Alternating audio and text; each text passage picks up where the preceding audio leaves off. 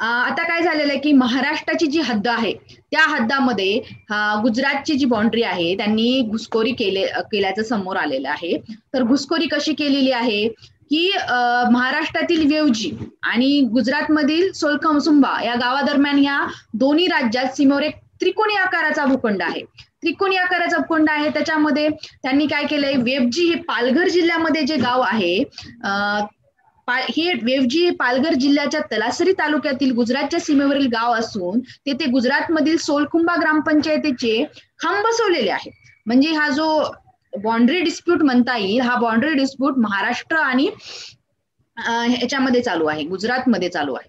हे आपण थोडस लक्षात घ्यायचं की जेव्हा सीमावाद चालू असेल किंवा आपण एक्झाम्पल एसे मध्ये देऊ शकतो विविध सीमावाद कसे आपल्या भारतामध्ये होऊ शकतात. ओके, चलो.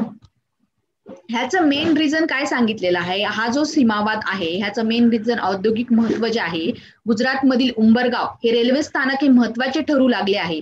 या परिसरातच गुजरातची औद्योगिक वसाहत विकसित झाली आहे. या दोन्ही ठिकाणांना जोडणारा नजीकचा रस्ता ऐवजी ग्रामपंचायतच्या हद्दीतून जातो. असा या रस्त्याकरता गुजरातमधील सोलसुंबा ग्रामपंचायतची घुसखोरी करून अतिक्रमण करीत असल्याचा आरोप आहे. म्हणजे काय मेन मुद्दा कशामुळे घुसखोरी होती, औद्योगिकचे महत्व आहे त्या जागेचं, त्याच्यामुळे ही घुसखोरी केली जात आहे. चला तर दुसऱ्या न्यूज कडे वळूया.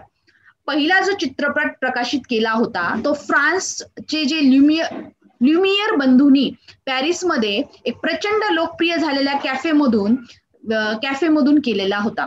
आता हे जे अरायव्हल ऑल दी ट्रेन या पहिल्या चित्रपटाचं दृश्य होतं त्याला 125 वर्ष कंप्लीट झालेले आहे.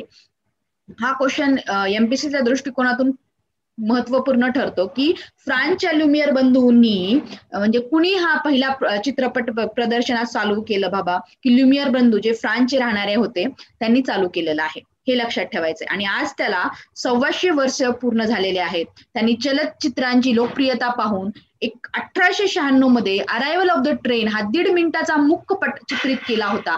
त्यामध्ये आगगाडी हळूहळू स्टेशन मध्ये प्रवेश करते असे दृश्य पकडण्यात आले होते.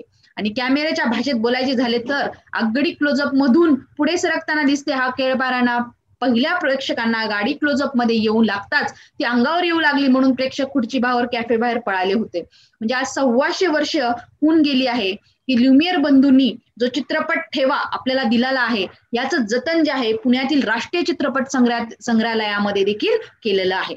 चला तर दुसऱ्या न्यूज कडे वळूया.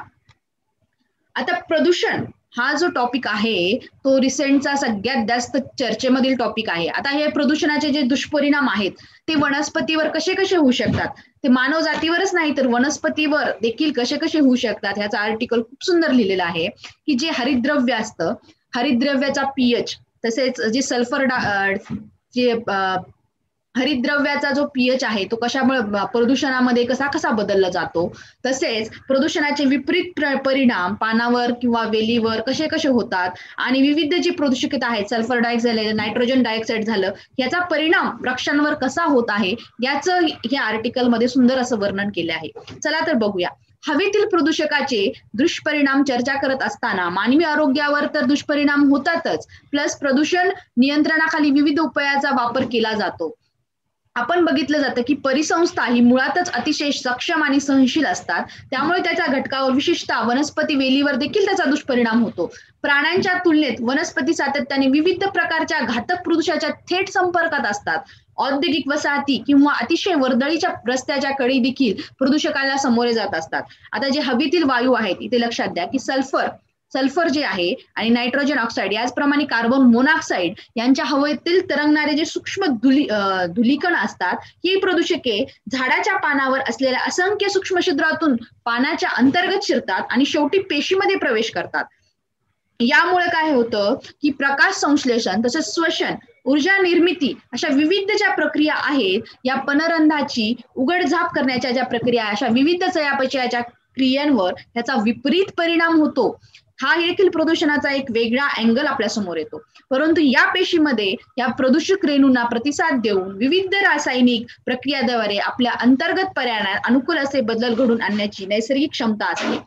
वनस्पतीची संवेदनशीलता आहे, त्याचा पीएच, त्याचा विविध पाण्याची सापेक्ष प्रमाण असे विविध जे आहेत त्याच्या विविध घटकावर ह्याचा परिणाम आपल्याला दिसतो. हा निर्देशांक काढण्यासाठी शुद्ध आणि प्रदूषण विरहित वातावरणात वाढत चाललेली प्रजातीची त्यांनी एक नमुने घेतलेले आहेत आणि या नमुन्याचा वापर करून त्यांनी कसा प्रदूषणाचा परिणाम झालेला आहे हे त्यांनी तिथं सादर केलेलं आहे या आर्टिकलमध्ये. खूप सुंदर आर्टिकल आहे आणि आपण एसे मध्ये देखील विविध पॉइंट्स आपण कोट करू शकतो. आता चला तर आपण दुसऱ्या न्यूज कडे बघूया. आत्मनिर्भरतेचा अभाव